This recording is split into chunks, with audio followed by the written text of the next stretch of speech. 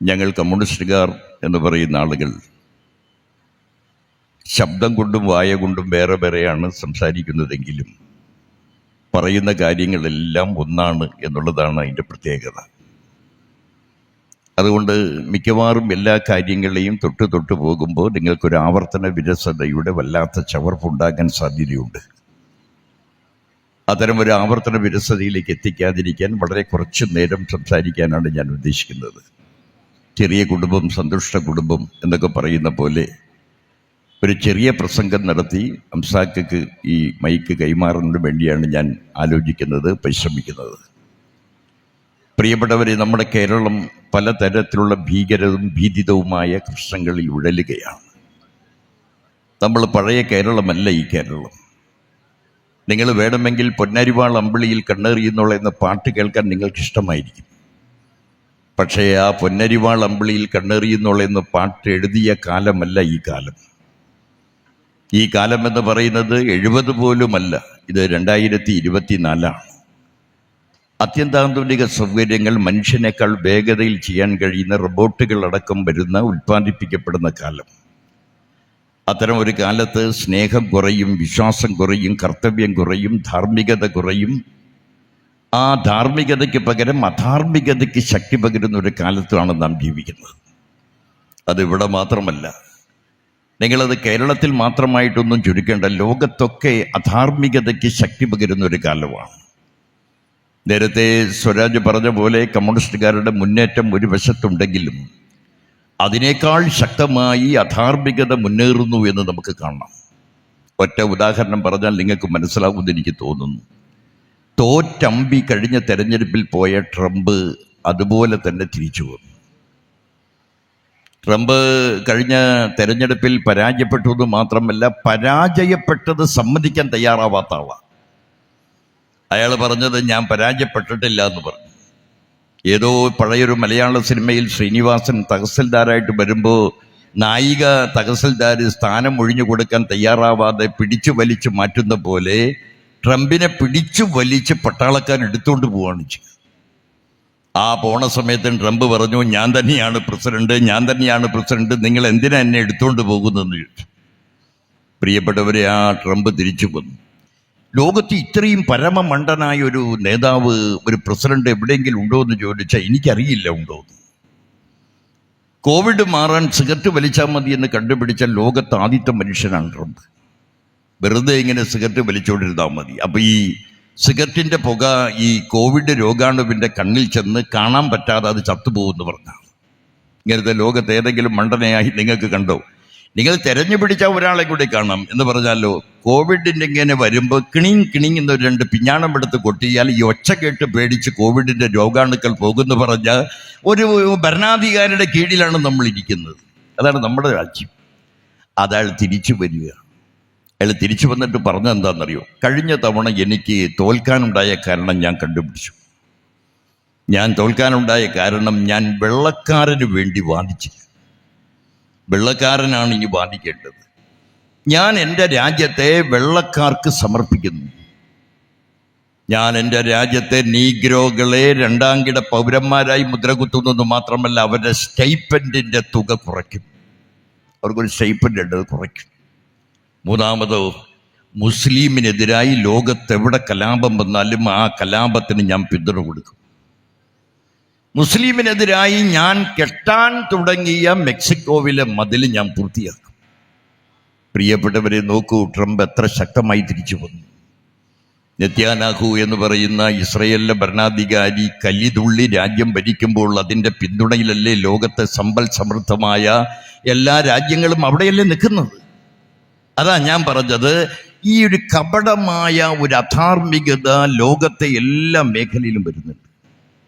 അതാണ് കുരീപ്പുഴ ശ്രീകുമാർ പറഞ്ഞു, കപട സ്നേഹിത നിന്നോട് ജീവിത വ്യഥകൾ ചൊല്ലി പരാജയപ്പെട്ടു ഞാൻ. ആരാ? കുരീപ്പുഴ പ്രസിദ്ധനായ കവിയാണ്, കൊല്ലത്തുകാരനാണ്. അദ്ദേഹത്തിൻ്റെ കവിതയാണ് കപട സ്നേഹിത നിന്നോട് ജീവിത വ്യഥകൾ ചൊല്ലി പരാജയപ്പെട്ടു ഞാൻ. എവിടെയാണ് ഞാൻ പരാജയപ്പെട്ടത്? നിന്നോട് ജീവിതത്തിൻ്റെ കഥകൾ ചൊല്ലി ഞാൻ തോറ്റുപോയി. അതെ, കുരിപ്പുഴ. നേരത്തെ ഒരാൾ പറഞ്ഞിട്ടുണ്ട്, ഏത്? സ്നേഹിക്കയില്ല ഞാൻ നീറുമെൻ നോവുമെൻ ആത്മാവിനെ, സ്നേഹിച്ചിടാത്ത ഏത് തത്വശാസ്ത്രത്തെയും എന്ന് പണ്ട് 60 കൊല്ലം മുമ്പ് വയലാർ രാമവർമ്മ പറഞ്ഞു. പ്രിയപ്പെട്ടവരെ, ലോകത്തിൻ്റെ മാറ്റം, കേരളത്തിൻ്റെ മാറ്റം പാപപങ്കിലമായ നൃശംസതയുടെ കടന്നുകയറ്റം. ഫ്യൂഡലിസം തിരിച്ചു വരുന്നു കേരളത്തിലേക്ക്. എല്ലാ ശക്തമായ തരത്തിൽ ഫ്യൂഡലിസം തിരിച്ചു വരുന്നത് കാണും. എല്ലാ മതങ്ങളും ജാതികളും കലഹങ്ങൾക്ക് താല്പര്യമുള്ളവരായി മാറും. ഇതാണ് അതിൻ്റെ കേരളത്തിലെ പ്രത്യേകത. അതല്ലേ നമ്മുടെ കേരളത്തിൽ എല്ലാ തരത്തിലുള്ള അന്ധതയും അതേമാതിരി തന്നെ അനുഷ്ഠാനങ്ങളുടെയും എല്ലാം കേളി കേദാരമായി നമ്മുടെ മലയാളത്തെ മാറ്റിയെടുക്കാൻ ഈ സമൂഹത്തിൽ എല്ലാ തരത്തിലുള്ള പണി നടക്കും. അത്യന്താധുനിക സൗകര്യം എന്ന് പറയുന്ന വാട്സപ്പ് പോലും അപരിഷ്കൃതമായ ആശയങ്ങളെ ഉൽപ്പാദിപ്പിക്കുകയാണ്. നോക്കൂ, നിങ്ങൾ വാട്സപ്പിൽ യൂട്യൂബ് എടുത്തു. ഈ ആഴ്ചയിൽ 1ാം സമ്മാനം അടിക്കുന്ന ലോട്ടറിക്കാരുടെ 6 നക്ഷത്രങ്ങളുടെ പേര്. ഈ ആഴ്ചയിൽ 1ാം സമ്മാനം അടിക്കുന്ന 6 നക്ഷത്രങ്ങൾ. ഒന്നാമത്തെ തന്നെ ഒരാൾക്കല്ലേ 1ാം സമ്മാനം അടിക്കും. അപ്പം അങ്ങനെ 6 നക്ഷത്രങ്ങൾക്ക് 1ാം സമ്മാനം അടിക്കുക, അത് തെറ്റാണെന്ന് അപ്പം തന്നെ അറിയാം. ഇനി മറ്റവരെന്താ? ഈ 6 നക്ഷത്രക്കാരെ ആക്രമിച്ച അവൻ്റെ കുടുംബം തൊലയും.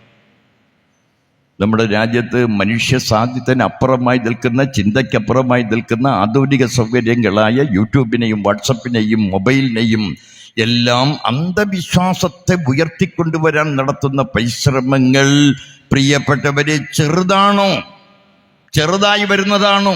അറിയാതെ വരുന്നതാണോ? ഇത് നമ്മുടെ കേരളത്തിൽ എന്തുകൊണ്ടാണ്? കേരളത്തിൽ സ്വരാജ് പറഞ്ഞതാണ് പ്രശ്നം. കേരളത്തിൽ മനുഷ്യൻ്റെ മുഴുവൻ അധാർമികതയും ചോർന്ന്, അല്ലെങ്കിൽ ധാർമ്മികതയും ചോർന്ന് പോവാതെ നിൽക്കുകയാണ്. കേരളത്തിൽ ഇപ്പോഴും കമ്മ്യൂണിസ്റ്റ് പാർട്ടി ഉണ്ട്, ശക്തിയുണ്ട് എന്നുള്ളത് കൊണ്ടല്ലേ. കമ്മ്യൂണിസ്റ്റ് പാർട്ടിയുടെ ശക്തി ദുർബലമായാൽ എന്തെല്ലാം സംഭവിക്കുമെന്ന് ലോകം പഠിപ്പിച്ചില്ലേ? Soviet union പഠിപ്പിച്ചില്ലേ? പശ്ചിമ ബംഗാൾ പഠിപ്പിച്ചില്ലേ? പശ്ചിമ ബംഗാളിൽ 34 കൊല്ലം അവിടുത്തെ സംസ്ഥാനം ഭരിച്ച കാലത്ത് ഏതെങ്കിലും ഒരു ബംഗാളിയോ ഒരു മുർഷിദാബാദോ കാരനോ ഒരു 24 പർഗാനക്കാരനോ നമ്മുടെ കേരളത്തിൽ പണിക്ക് വന്നു? എന്താ ഈ 34 കൊല്ലത്തിന് ശേഷം വരാൻ കാരണം? മുർഷിദാബാദുകാരും അതേമാതിരി 24 പർഗാനക്കാരും എല്ലാം ഇവിടെ പണിക്ക് പോയി കൺസ്ട്രക്ഷന് പറ്റുന്നത്, ഹോട്ടലിൽ കുഴിമന്തി ഉണ്ടാക്കാൻ നിൽക്കുന്നത്, ദോശ ഉണ്ടാക്കാൻ നിൽക്കുന്നത്, അതേമാതിരി തന്നെ തെങ്ങ് കയറാൻ നിൽക്കുന്നത്, പെട്രോൾ പമ്പിൽ പണിയെടുക്കാൻ നിൽക്കുന്നത് എല്ലാം അവരല്ലേ. മലയാളിയാണെങ്കിൽ പിന്നെ പണിയൊന്നും ചെയ്യാൻ ഉള്ളത് കൊണ്ട് അവൻ മേലീച്ച വന്ന ബംഗാളിയോട് അട്ടിത്തരാനാ പറയുന്നത്. 500 തരാം. ഞാൻ പറഞ്ഞു, എങ്ങനെയാ വരുന്നത്? നേരത്തെ പറഞ്ഞല്ലോ, സോവിയറ്റ് യൂണിയൻ തകരുന്നതിനേക്കാൾ മുമ്പ് ലോകം എങ്ങനെയായിരുന്നു? വ്യത്യസ്തമാണ്.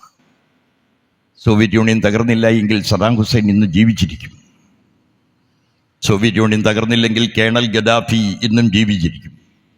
സോവിയറ്റ് യൂണിയൻ തകർന്നില്ലെങ്കിൽ യമന് നേരെ, സിറിയയ്ക്ക് നേരെ, ലബന് നേരെ, അതേമാതിരി പാലസ്തീന് നേരെ നടക്കുന്ന ഈ കൊലകൾ ഉണ്ടാകുമോ? ഉണ്ടാകാൻ കഴിയുമോ? തടയുക എന്ന് പറഞ്ഞാൽ മറ്റേ അശരീരി പോലെ തടയുകയാണോ സോവിയറ്റ് യൂണിയൻ ചെയ്യുന്നത്? അശരീരി പോലെയല്ല, അത് പകരം അത് ചെന്ന് തടയുക. വിശദാംശങ്ങളൊക്കെ ഇടന്ന പ്രസംഗം ചെറുതാന്ന് പറഞ്ഞ് നീണ്ടുപോകും. അതുകൊണ്ടാണ്. എങ്ങനെ നിങ്ങൾക്ക് ഓർമ്മയുണ്ടോ? 1971 ഇന്ത്യ പാകിസ്ഥാൻ യുദ്ധം നടക്കുന്ന സമയത്തിലെ 7ാം കപ്പൽപ്പട ഇവിടെ വന്നത്. 7ാം കപ്പൽപ്പട വന്നപ്പോൾ നമ്മുടെ ആകാശവാണിയിൽ നിന്ന് വാർത്ത കാരണന്മാർ പറഞ്ഞ് കേട്ടിട്ടുണ്ട്. എങ്ങനെയാ വാർത്ത വന്നത്?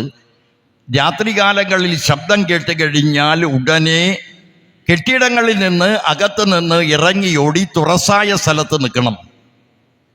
ആരും വിളക്ക് കത്തിക്കരുത്, ലൈറ്റ് ഇടരുത്. നമ്മുടെ ആകാശവാണി പറഞ്ഞില്ലേ? സോവിയറ്റ് യൂണിയനല്ലേ ഇടപെട്ടത്? ബ്രഷ്നേവല്ലേ അന്നത്തെ പാർട്ടി ജനറൽ സെക്രട്ടറി? ബ്രഷ്നേവ് എന്താ പറഞ്ഞത്? ബ്രഷ്നേവ് എങ്ങനെയാ പറഞ്ഞത്? 7ാം കപ്പൽപ്പടയോട്, വാഷിങ്ടനോട്, ന്യൂയോർക്കിനോട്, അതേമാതിരി അമേരിക്കൻ പ്രസിഡന്റിനോട്, പാകിസ്ഥാനോട് എന്താ പറഞ്ഞത്? ഞങ്ങളുടെ സുഹൃത്ത് രാജ്യമാണ് ഇന്ത്യ. ഞങ്ങളുടെ സുഹൃത്ത് രാജ്യത്തെ ആക്രമിച്ചാൽ ഞങ്ങളെ ആക്രമിക്കുന്നതായി ഞങ്ങൾ കണക്ക് കൂട്ടും.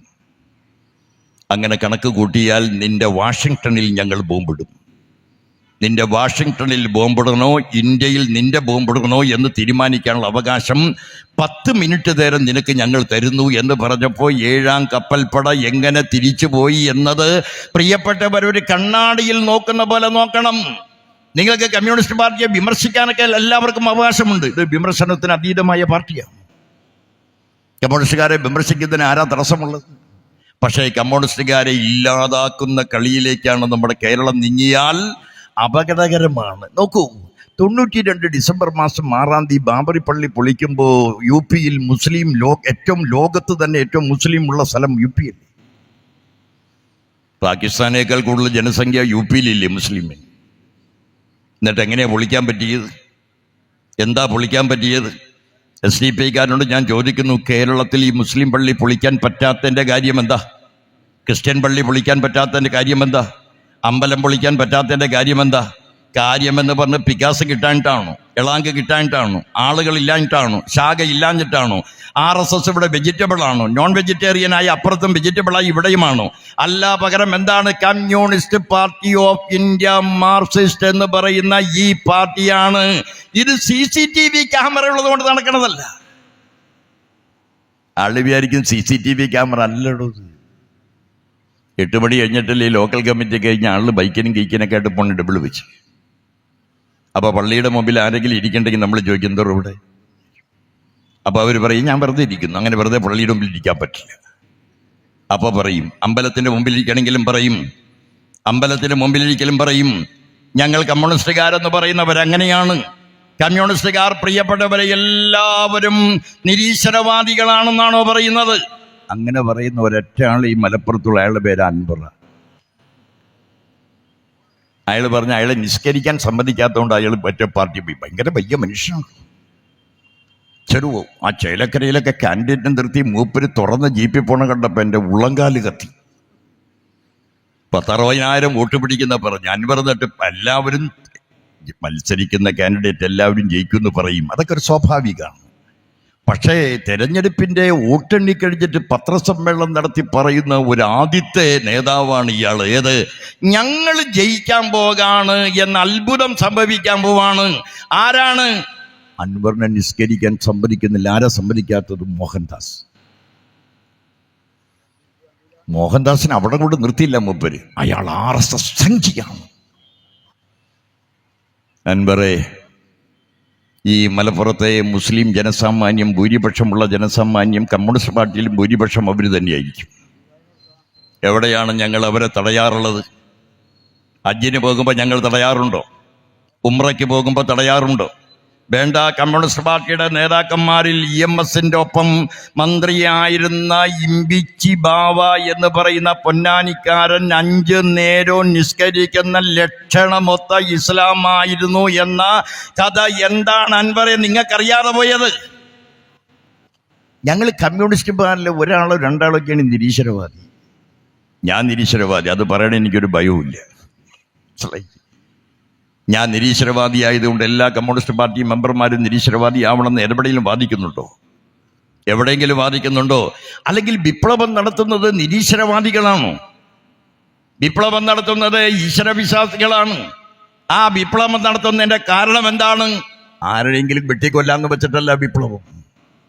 തക്കാളിക്ക് വിലയില്ലാതെ കഷ്ടപ്പെടുന്ന കൃഷിക്കാരൻ, കമ്പനി പൂട്ടപ്പെടുമ്പോൾ തൊഴിലില്ലാതെ പോകുന്ന തൊഴിലാളി, വിലക്കയറ്റം വന്ന് ജീവിതം തകരുന്ന പാവങ്ങൾ, അതേമാതിരി തന്നെ പട്ടിണിക്കാർ, വിശക്കുന്നവർ, വേദനിക്കുന്നവർ, വികലതയുള്ളവർ, ഖിന്നമായ ജീവിതത്തിൻ്റെ പുറംപോക്കിലേക്ക് വലിച്ചെറിയപ്പെടുന്ന ആളുകൾ, അവന് ഒരു ഗതിയും പരഗതിയും ഇല്ലാതാകുമ്പോൾ, ജീവിതം മരണത്തെക്കാൾ ഭീകരമാകുമ്പോൾ, മരണം ജീവിതത്തെക്കാൾ സുന്ദരമാകുമെന്ന യാഥാർത്ഥ്യത്തിലേക്ക് ജനം എത്തുന്നത് നിരീശ്വരവാദിയോ ഈശ്വരവിശ്വാസിയോ ബന്ധപ്പെട്ടാണോ? ഞാൻ പറഞ്ഞു വരുന്നത്, ഇപ്പം ഈ ശബരിമല വിളക്ക് നിൽക്കല്ലേ, ഇവിടെയൊക്കെ എനിക്കറിയില്ല, ഞങ്ങളുടെ ഇവിടെയൊക്കെ ദേശവിളക്കെന്നാണ് പറയുക. അതിൽ കെട്ടുന്ന ആളുടെ പേര്, കെട്ടിങ്ങനെ കെട്ടിക്കൊടുക്കുന്ന ആളുടെ പേര് പഴമാന്നാണ്. പഴയാൾ. അതിൽ ലോക്കൽ കമ്മിറ്റി മെമ്പറായിരിക്കും. ആദ്യത്തെ കെട്ട് തലയിൽ വെക്കുന്ന ആളുടെ പേര് കന്നി അയ്യപ്പൻ. അയാൾ DYFയുടെ പഞ്ചായത്ത് സെക്രട്ടറി ആയിരിക്കും.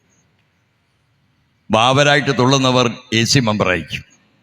ഞാൻ നാളെ പ്രസംഗിക്കാൻ ഇങ്ങനെ പോണ വഴിക്ക് ഒരു സ്ഥലത്ത് എല്ലാം ചോന്ന കസേര, അയ്യപ്പൻ വിളക്കിന് ചോന്ന കസേര, ചിന്ത് കൊട്ടുന്നവരും ചോദമുണ്ട്. അപ്പം ആരോട് ചോദിച്ചത്, സഖാവി നമ്മുടെ കാര്യത്തിന് മറ്റു കസേരയൊന്നും വേണ്ട, ചോന്ന് തന്നെ മതി. എടോ, ഈ ഈശ്വരവിശ്വാസത്തിലെ 90% കമ്മ്യൂണിസ്റ്റുകാരാണ്. കമ്മ്യൂണിസ്റ്റുകാരാണെന്ന കാര്യത്തിൽ വല്ല തർക്കമുണ്ടോ? ഞങ്ങളൊക്കെ ഈ പോണ വഴിയിൽ തിക്കും തിരക്കിലൊക്കെ ഞങ്ങളെ നിയന്ത്രിക്കുന്നത്. ഞാൻ പണ്ടൊക്കെ, ഇപ്പോഴാണല്ലോ പ്രസംഗം എന്നൊക്കെ പറഞ്ഞാൽ വളരെ നിർബന്ധിച്ചപ്പോൾ അനിലാണ് എന്നെ നിർബന്ധിച്ചത്. തീർച്ചയായിട്ടും ഒന്നേ മതിയോ. ഞാൻ പറഞ്ഞു ഇത്രയും പ്രധാനപ്പെട്ട നേതാക്കന്മാരോട് നീ വരേണ്ട ഒരു കാര്യമില്ല. അപ്പോൾ എന്നാലും വളരെ വിഷമത്തോടെ വിസമ്മതത്തോടെ ഞാൻ പറഞ്ഞു വേണോ, വന്നേ മതിയോ. പണ്ടങ്ങനെയല്ല, ഈ പ്രസംഗിക്കാൻ പോവാന്ന് പറയുന്നത് ഭയങ്കര കൊതിയാണ്. എന്ന് പറഞ്ഞാൽ ഈ DYFയുടെ ജില്ലാ സെക്രട്ടറിയൊക്കെ ആയിരിക്കുന്ന കാലത്ത് 2-3 പുതിയോ കേൾക്കും. എന്ന് പറഞ്ഞാൽ ഈ പ്രസംഗിക്കാൻ മാത്രമല്ല, പ്രസംഗിച്ച് കഴിഞ്ഞിട്ട് നമ്മളൊരു ഉപ്പ് സോഡയൊക്കെ കുടിച്ചിട്ട് ഒരു വിരിഞ്ഞ് നിൽപ്പുണ്ട്. നമ്മൾ തന്നെ നമ്മളെ ഒന്ന് കാണിക്കാൻ, എങ്ങനെയുണ്ട് നഗരിയാട്ടം എന്നൊക്കെ പറയും.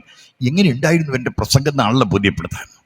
പ്രിയപ്പെട്ടവർ, ഇപ്പം ആ കാലത്ത് ഞാനൊരു ചേർപ്പിലൊരു പൊതുയോഗം കഴിഞ്ഞ് പടിഞ്ഞാറക്കോട്ടയിലേക്ക് പൊതുയോഗത്തിന് വേണ്ടി പാഞ്ഞു പോകുമ്പോൾ കൂർക്കഞ്ചേരിയിൽ പൂയം, തൃശ്ശൂർ കൂർക്കഞ്ചേരിയിൽ വലിയ പൂയം എന്നൊക്കെ പറഞ്ഞാൽ വലിയ കാവടി, 101 കാവടി, വലിയ ബഹളം വച്ചപ്പാട്. പിന്നെ മാത്രമല്ല, ഒരു പൂയം കഴിഞ്ഞ് ബാക്കി വെച്ചൊരു തല്ലും ഉണ്ടാവും. പൂയത്തിന് കഴിഞ്ഞ കൊല്ലുണ്ടായ തല്ലിൻ്റെ ഒരു ബാക്കി തല്ല് തീർക്കും. അങ്ങനെ പോകാൻ നേരത്ത് നമ്മൾ ഡ്രൈവർ ബിജു പറഞ്ഞു, ശശിയേട്ടൻ ഇനി രക്ഷയില്ല. വല്ലാതെ വിഷമിച്ച് ഞാനിങ്ങനെ നിൽക്കുന്ന സമയത്ത്, കാറാണെങ്കിൽ പഴയ അംബാസഡർ കാർ, ഒരു കൈലാസം പോലെ പൊടിയും പടലങ്ങളുമായിട്ടൊരു കാർ. അങ്ങനെ ഇരിക്കുന്ന സമയത്ത് ഒരാൾ, ഒരു ഗരുഡനായി തുള്ളുന്ന ആൾ ഗരുഡനായിട്ട് വന്ന് ലാൽ സലാം, നമ്മളാണ്. കുറച്ച് കഴിഞ്ഞപ്പോൾ ഭഗവതിയായി തുള്ളുന്ന ആൾ പറഞ്ഞു കോമ്രേഡ്സ്. ഞാൻ പറഞ്ഞു വരുന്നത്, ഇടോ ഇതെല്ലായിടത്തും ഞങ്ങളാണ്. ഞങ്ങൾ ഈ അൻവറിനോടൊന്നല്ല, ലോകത്ത് ആരോടെങ്കിലും ഈശ്വരവിശ്വാസം വേണ്ടാന്ന് പറഞ്ഞു. അൻവറെ, നിങ്ങൾ അന്ന് വന്ന കാലം മുതൽ നിങ്ങളുടെ മുഖത്തൊരു ഫോർ സെയിൽ ബോർഡ് ഉണ്ടായിരുന്നു എന്ന കഥ ഞങ്ങൾക്കറിയാം. അന്നൊരു ഫോർ സെയിൽ, എപ്പോഴും വിൽക്കപ്പെടുന്നവനെന്നൊരു ബോർഡ്. മനസ്സിലായ? അൻവറിനേക്കാൾ എത്രയോ പ്രധാനപ്പെട്ട ആൾ വന്നിട്ടുണ്ട്. ഇത്രയും അധികാരമില്ലാതെ ആളുകളിൽ സാധാരണക്കാര് LC-യിലേക്ക് വന്നവരെയോ SC-യിലേക്ക് വന്നവർ. അൻവറിനെ പോലെ ആളുകൾ പറയുന്നതല്ല കമ്മ്യൂണിസ്റ്റ് പാർട്ടി. അൻവർക്ക് കമ്മ്യൂണിസ്റ്റ് പാർട്ടിയുടെ മണമറിയില്ല, ചൂരറിയില്ല. അൻവർ അളക്കുന്ന നാടിയിൽ ഈ പാർട്ടിയെ അളക്കാനും പറ്റില്ല.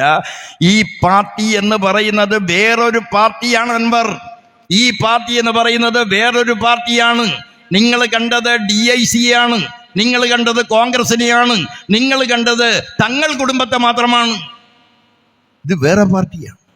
ഞാൻ ലീഗിനെ ഒന്നും കുറ്റം പറയുന്നില്ല. അതിപ്പോൾ KM ഷാജിയുടെ പാർട്ടി മാത്രമായി. പിന്നെ സലാമിൻ്റെ, എവിടെതോ വന്നൊരു സലാമിൻ്റെ പാർട്ടി. ഞാൻ ഇതിനെ കുറ്റം പറയാനൊന്നുമില്ല.